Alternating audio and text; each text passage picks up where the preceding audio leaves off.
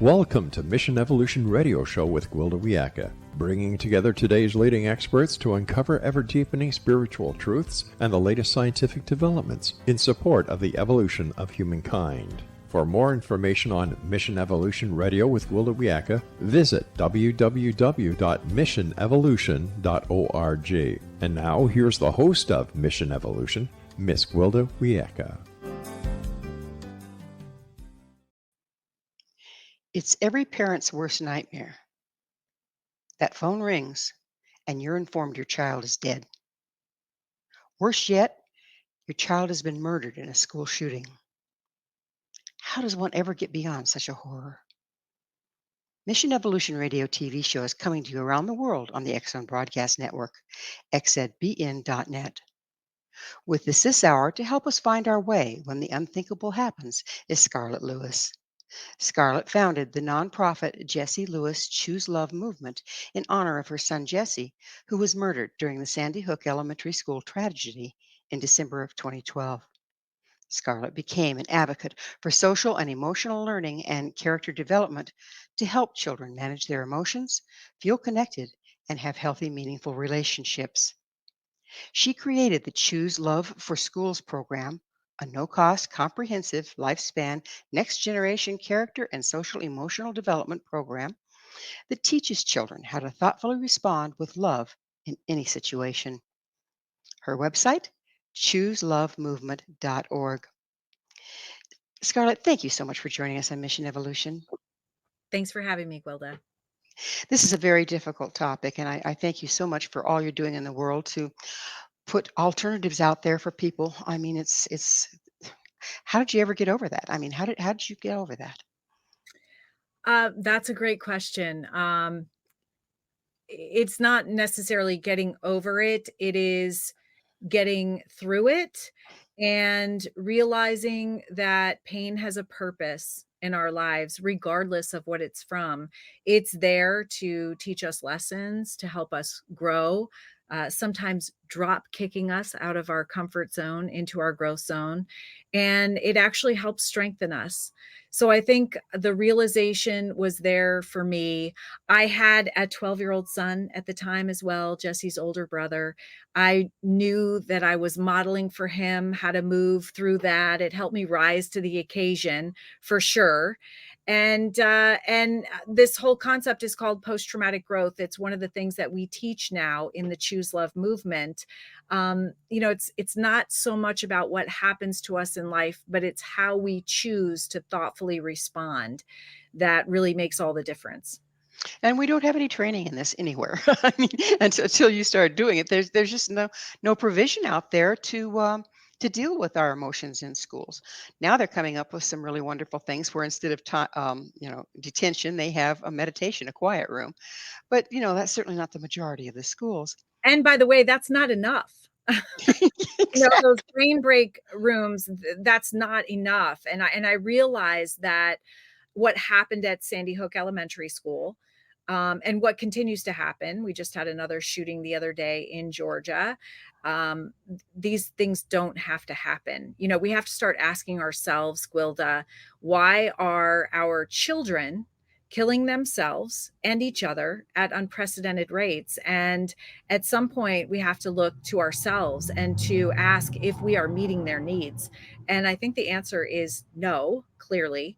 And I did that in my journey. First of all, I took my part of the responsibility for what happened. I took a step back and I watched blame just being flung as arrows all over the place. It was guns, it was mental illness, it was Adam and his mom, the shooter and his mom who gave him access to guns. And certainly all those things are a part of it. And Adam and his mom certainly responsible. But if it was all their fault, it would never have happened before and it wouldn't be continuing to happen. And it is. So I think that until we all take our part of the responsibility for our children and what's going on in the world, we're never going to get ahead of this. And that's the journey that I went on. I refuse to be another victim. of Adam Lanza. I did not want my surviving son to be a victim. And I knew that that was in my choices from the time that it happened going forward. And literally, they brought another mom that had lost a son to violence 20 years prior to speak to me within the first few days. And first of all, I was thinking, okay, I'm going to live. And that's where I started the process, literally. Like I'm looking at her, and anybody who's lost a child understands I see her 20 years out. And I think, okay, I'm going to live. That's number one. And she starts telling me about her life. And about 5 minutes into her description, I just held my hand up. I said, "Thank you so much for coming in and talking to me and letting me know I'm going to live. That was so generous and I really appreciate it." But in my mind, I was thinking, that's your story and that is not going to be my story. I had this word joy in my mind because that's where I had come from. That's what we had before Jesse's murder. I wanted to get back to that. Oh, I But can hear it. it was Yeah.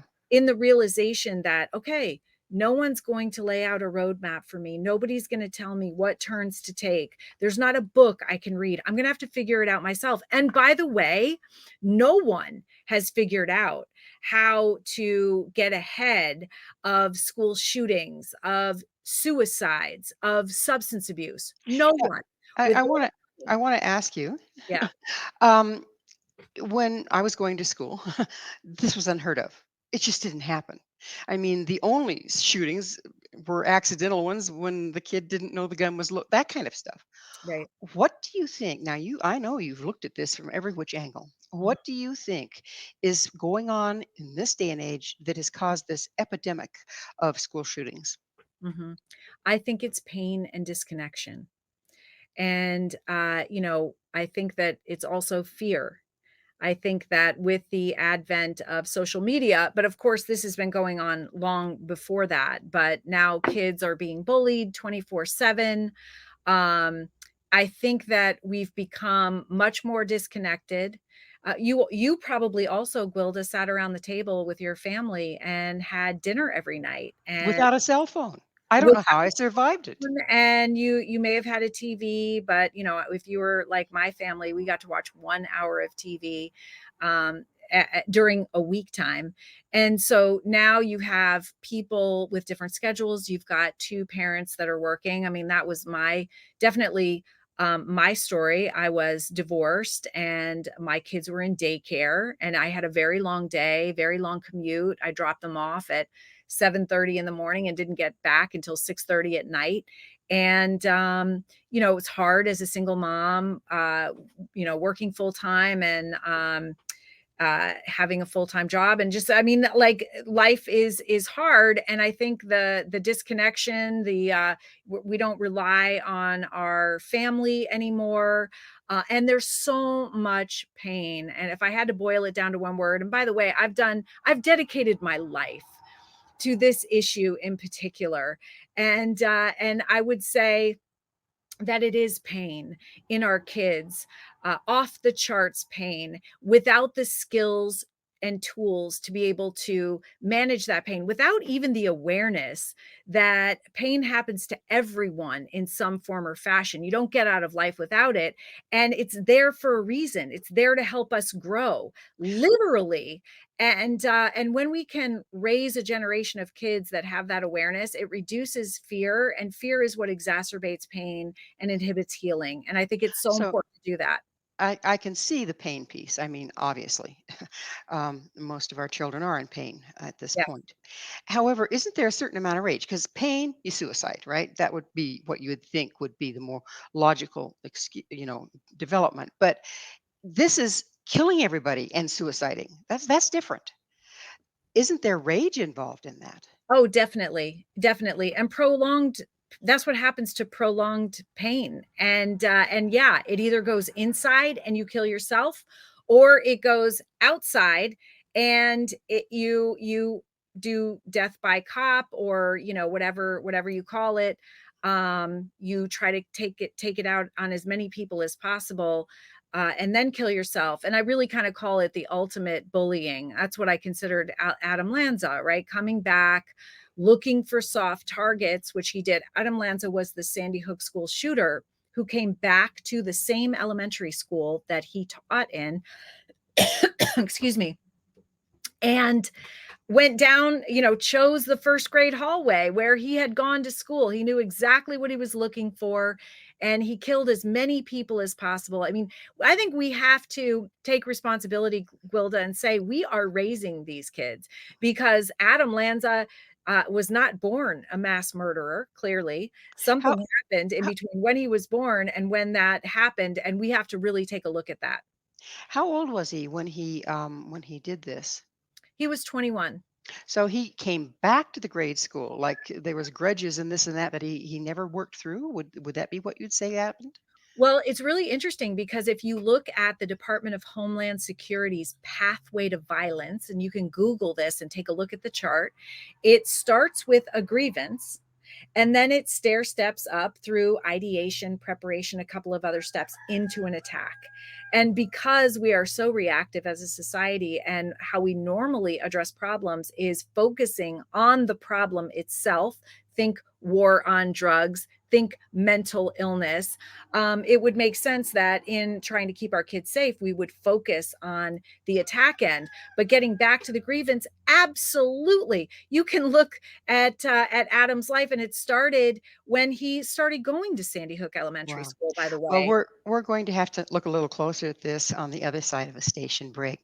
Scarlett and I will return very shortly. Please don't go away. This is Mission Evolution, www.missionevolution.org, and we're coming to you on the X Zone Broadcast Network, xzbn.net. Hate or love? Which do you choose? With us this hour discussing the school shooting that took her son is Scarlett Lewis. Scarlett is the author of From Sandy Hook to the World: How the Choose Love Movement Transforms Lives. Sandy, is there a choice? I mean, these are our feelings and whatnot, but do we have a chance to choose how we respond when something is so upsetting to us?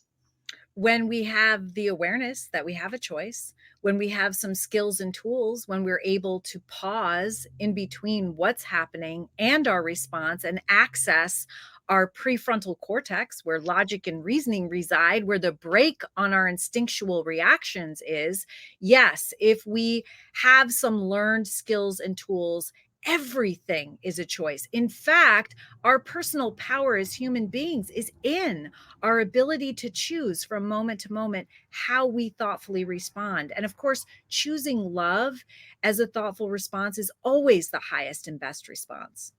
So, when a person is totally overwhelmed and they've firmly ensconced in the victim stance, this is all happening to me rather than a result of my choices, does that put them more likely to be one of these people that goes off and kills people?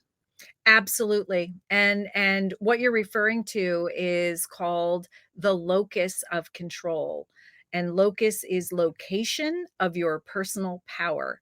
And as you said before, it can be outside of you, where you think things happen to you, where you feel a sense of helplessness to create the change needed for a better future. Of course, that's the definition of hope. So you feel helpless, that can lead to victimization.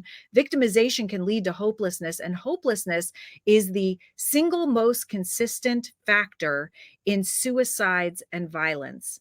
So this locus of control can be moved, and that's when you feel like you blame other people for where you are, you finger point, you fault find, but that location of your personal power can be moved back into you by thoughtfully responding with love, by choosing love. And we use a formula that helps you bring that locus of control back inside of you, where you have the power to make the changes necessary for a better future. That's the definition of hope. And that is where love lies. The other is on the furthest spectrum from love, and that is fear.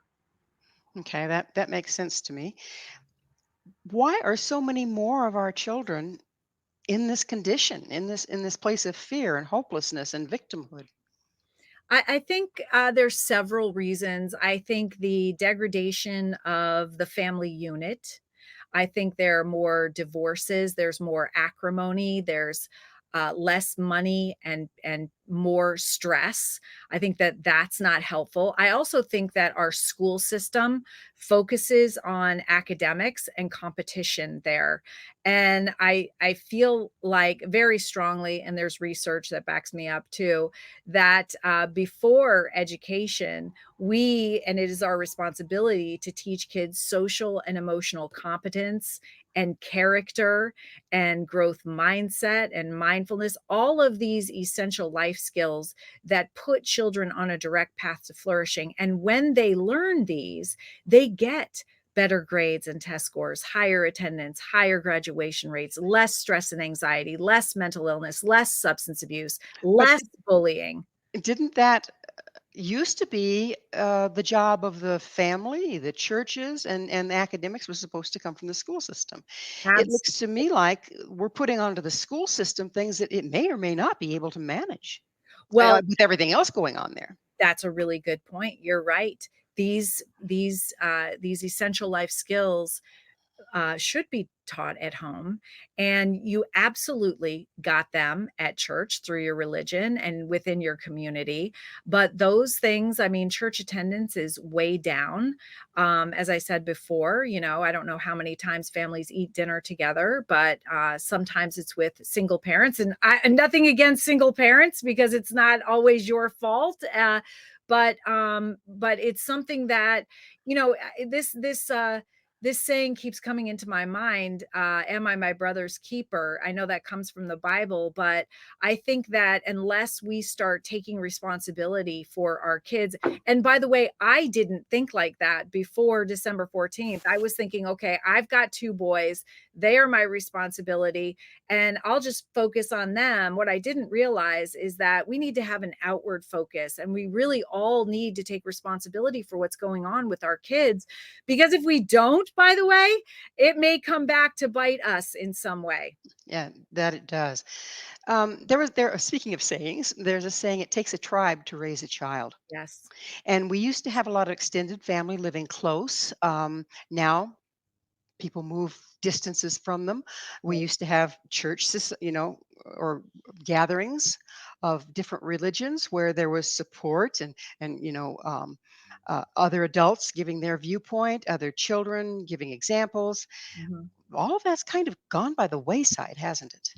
Not only that, but I think that we're very reactive and we focus on the problem. So let's say school shootings, there's so much of a focus on guns and laws, that's a reactive stance. And by the way, when you focus on something like, let's look at war on drugs in the 70s, we have more drugs and overdoses than ever before.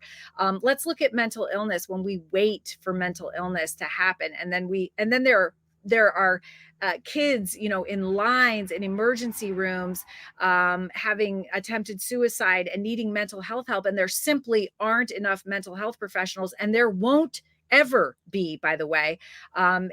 We need so many, so that actually forces us to take a look proactive and preventatively, which is what I've been advocating for the past 11 years, literally to take a quarter of our resources, that's time, energy, and money, and start providing skills and tools through the school systems to our kids so that they can manage, and not just manage their pain, but actually grow through it and use it, and be able to have healthy relationships, be able to make responsible decisions, be able to manage their emotions. By the way, these are skills and tools that are not inherent within us. We have to be taught them, and not only that, we have to practice and have them reinforced. So best case scenario, even if they are taught in the home, which they are in certain cases, they have to be reinforced and practiced at school. But I want to make a confession. I was 44 years old when my 6-year-old son was murdered at Sandy Hook Elementary School. I started researching a solution and realized very quickly I didn't have these skills and tools. My parents didn't teach me. I did not learn them in school, and I did not learn them in a lifetime of working. So I got to be an adult with two kids that you can't give what you don't have. So it's necessary to teach them in school. And how common is that? I mean, you look around you, very few people know how to creatively manage their pain. It's like you say, it's a skill set, and it seems to be in short supply. My other question Yeah. is, how much does it have to do with media, not media, but television programs, games, shows violence is a solution all the time? Well, the video game industry is the biggest lobbyist. They have the most money. And we have had research out since the 40s and 50s saying that that type of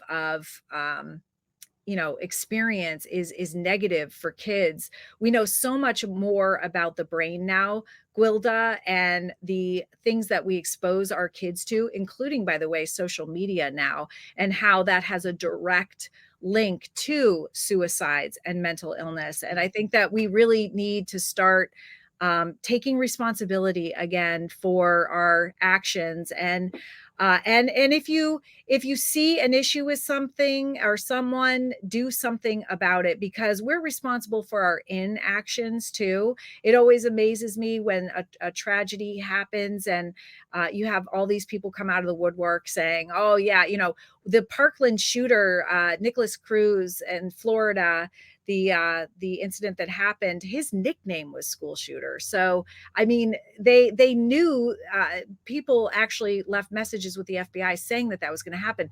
People know this isn't usually an astonishing thing to have happen. People usually have some forewarning, and kids are saying they're going to do things. They're foreshadowing this in what they write and what they post. And I think we need to start active listening. I think that's a really important part of this, Gwilda. I think we need to start paying better attention to our kids, listening to what they say, and believing them.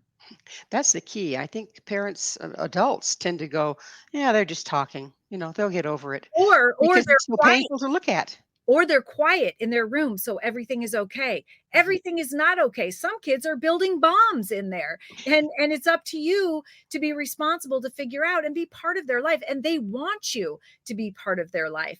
And unfortunately, meanwhile, a lot of adults are addicted to their cell phones. I call it the new crack pipe. And let me tell you something. Every moment that you spend on your cell phone is a moment that you spend away from your child. And you have, if you have a live child, you have the ability to go and ask them how their day was and to be a part of that. I don't have that ability anymore with my young son. And really, I always say this: the best way to live your life with the fewest regrets is to be present with the ones that you love. And that's really what you need to focus on as parents, is being present with those kids. They need you. And in all cases, when you look at school shooters, obviously their parents weren't on the ball.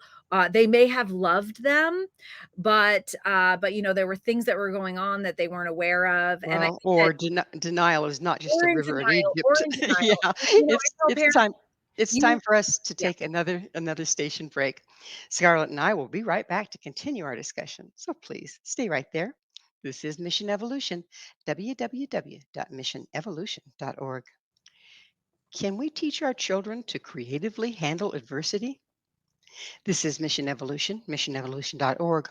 With us this hour is Scarlett Lewis. Her website, chooselovemovement.org.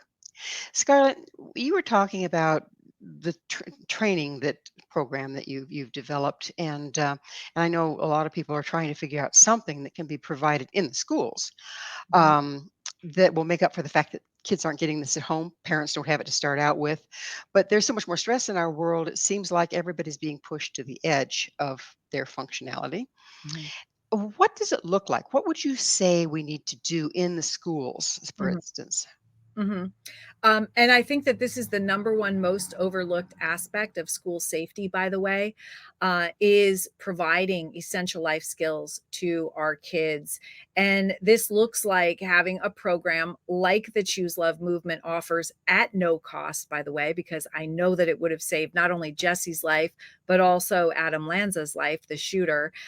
So embracing a program like that and literally having the educators learn because they don't have all these skills and tools either, and model this for the kids, have lessons in the classroom, an opportunity to learn these essential life skills, and then practice and reinforce them throughout the day. The programs should have a additional programming for parents at home, parents that want to get involved, that want to actively know what their child is learning and want to practice and be a part of that. Really, really important to have that parental involvement in schools and with your child. And then also a community portion, because as you said earlier, and you were really right, we can't expect the teachers to take all this on themselves. Really, teachers that teach math and English and handwriting, I mean, those are things that we're asking them to do, in addition to making our kids life ready and teaching them these essential life skills. So that the educators need help. But honestly, I don't know any other way around that. And I've been looking and actively searching and speaking with experts, and I speak at school safety conferences and mental health conferences and education conferences all over the world.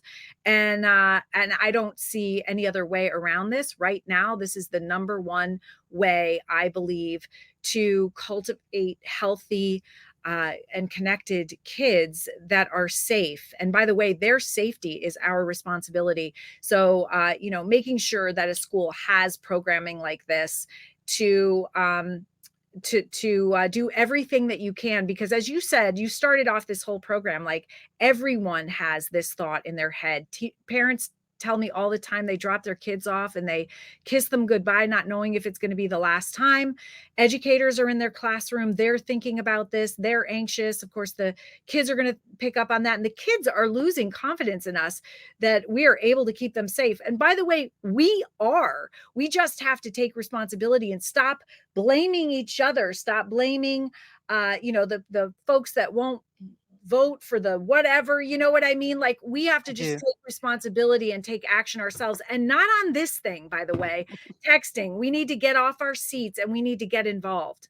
So right now, everything is happening so quickly. The media is just going wild as far as advancements with artificial intelligence. Mhm. And it seems like humanity is slipping between the cracks, Mhm. that people have more times they spend, like you say, with their cell phone or with their video games or watching TV, none of which is reality. It seems like part of the problem here, and correct me if I'm wrong, is nobody's grounded in reality anymore.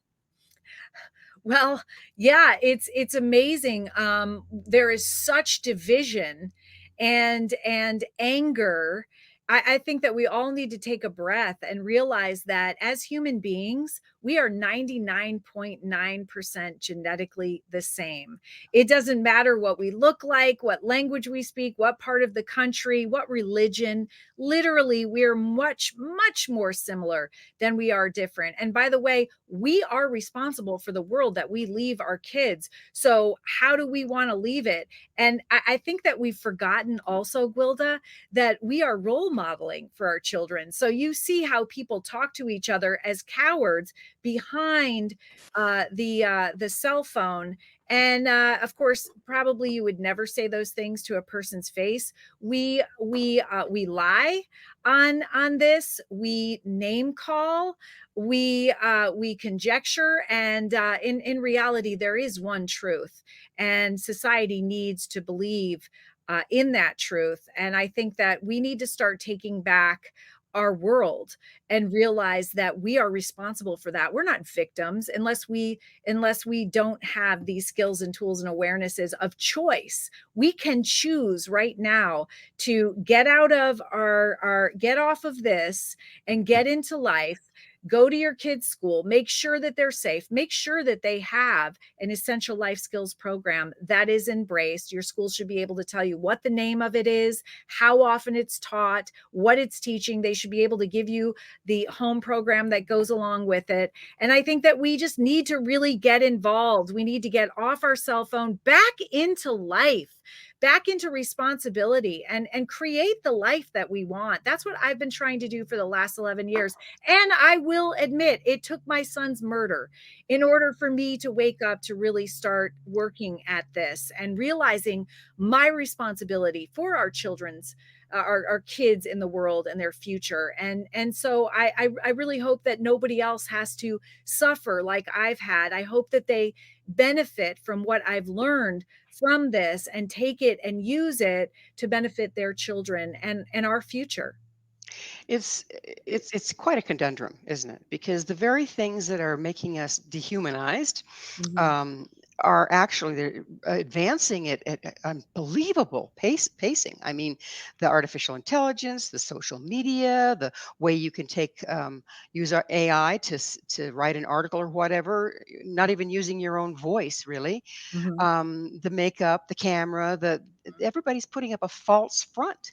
Mhm. Do these people, do we know who we are really? And how can we find out so we can be anchored in something true? And you know what? That's a great point, Gwilda, because when I speak to these school shooters, I can boil down all of my conversations into one word. I'm asking them because they're kids, right? I'm asking them, how did we fail you? Because you weren't born like this. So Mhm, what could we have done to keep you from doing this? And they tell me, all of them, that they didn't feel seen for mhm, who they truly are. We all have this light of humanity in us, and then we put up these, false fronts. We even airbrush or whatever, but that's not who we truly are. And even if we do that, even if we put on a hoodie and we cover our face, we are all human beings and we're desperate to be seen for who we truly are. And I think that all the technology is wonderful, but I think that we need to be in control of it. It can't control us. And right now, we're allowing it to control us through addiction, through dopamine. And I think that just like a drug addict or an alcoholic, there's cell phone addiction. And I remember when I started saying this, I don't know, when cell phones came out and I watched my mom on it, and I would tell her this and she'd laugh at me, and I'd say, you're addicted to the dings, and she'd say, no, I'm not. That's ridiculous. Well, now, of course, we have science that shows that we're all addicted in some way if you have a cell phone. And I kinda like think, kinda yeah, like Pavlov's dog, the cell phone dings, you salivate, right? that's right. And I Yeah, think that we need to take control over it because it's a choice, Gwilda. Right now, it's a choice. but it's also a way of life for our young people. It's gotten to the point that if they don't have a cell phone, oh my, they're nobody. It, And you know what I mean? From very young, they're stuck with this thing that seems benign enough, but we're looking at a heck of a problem here with it, aren't we? Well, it's rewiring their brains, and, Mhm. I think it says a lot that the makers of the cell phone do not allow their children to have it until they're 16, and so, it's not good for young people. We know that. We know what happens to the brain, so get educated, and that takes effort, right? It takes effort to read a book about it. Anxious Generation is a great book if you want to start somewhere, by Jonathan Haidt. It tells exactly what the cell phone does to our brains, how we are addicted, and then he gives some solutions, some possible solutions. I know that schools are starting to put their own solutions, and they're at least sharing with kids what the cell phone is doing to their brains, so that they're enlightened and that they can make their own choices. But then again, these are kids with not fully developed prefrontal cortexes of executive functioning and choice making, so they rely on us to make the right decisions for them and to protect them. And I think we forget that, and that's what we need to do, even with the cell phone and the technology. We are the purveyors of what is in our children's best interest, and we need to do this. I remember thinking, like, who is out there for our children? You've got the unions for the teachers, you've got the Department of Ed for actual the education systems and processes, but who is the person that's actually looking out for the best interests of our children? It's only parents, and parents, you have to get involved. I used to think that you didn't, and that, I don't know a whole lot about education, so I'll let the educators do that. That's their part of the job. They're responsible for my child's safety, health, and well-being while they're at school. Guess what? Not true. They're not. I am, you are as parents. And we need to realize that, and we need to get more involved. Being more involved certainly seems to be a key because we have inadvertently become less and less involved and rely more and more on the cell phones, the television, the games to keep our children entertained when we come home exhausted. It is time for us to take another quick break. Please stay with us as Scarlett and I continue to explore the complex issues of our troubled youth. This is Mission Evolution, www.missionevolution.org. We're coming to you on the X Zone Broadcast Network, xzbn.net. How can children be expected to stand in truth when everyone and everything around them is lying to them? This is Mission Evolution, missionevolution.org. We're continuing our discussion with Scarlett Lewis. Her website, chooselovemovement.org. So Scarlett, that's the place I'd like to head right now is everything out there for the most part, if you look at it close enough, is a lie. The way people present themselves on social media is a lie. The things that are taught in school that don't anchor in a child's needs Hmm. is kind of like lying to them. They're saying this is more important than how you feel. Hmm. Okay, your grades are more important than your social skills or your emotional well-being. Just put that aside and get good grades, and then you'll be on the football team, and everybody will love you. These are all lies. Yes. What do we do with that? Wow, you just put it right out there. And I love that. Thank you. Thanks for asking that question. It's a great one. I think the number one thing that we do, the first thing that we do, is teach kids to love themselves. And not the egoistic type of love, but the type of love that is accepting, that feels good. It's actually called self-esteem. And we know through recent surveys that 85% of Americans lack self-esteem. How can you teach somebody to love themselves though, when most people don't even know who they are? That's true. So you lead them through gentle exercises, and you tell them that they're valuable, that they're worthy, that they are enough. You use affirmations, you use mirror exercises where you can look at yourself in the mirror, and your listeners can try this too, and look yourself in the eye and say, I love and accept you, and really mean it. Because until we can love and accept ourselves, we can't love and accept other So, people. So we need to learn about ourselves. We need to be introspective. We need to lead and guide kids and let them understand that they're precious beings that are on earth. And it's, one in, what is it, 4 trillion chances that they are here, and they have a reason and a purpose for being here. And it's so important. And then it starts with self-esteem, and then that's how you feel about yourself. And then you move it up to self-confidence. Give them confidence in their abilities, because it's only then that they'll be able to talk back to what they're seeing and seek the truth. It takes a lot of self-confidence and self-esteem to be able to actually say, no, that's not true.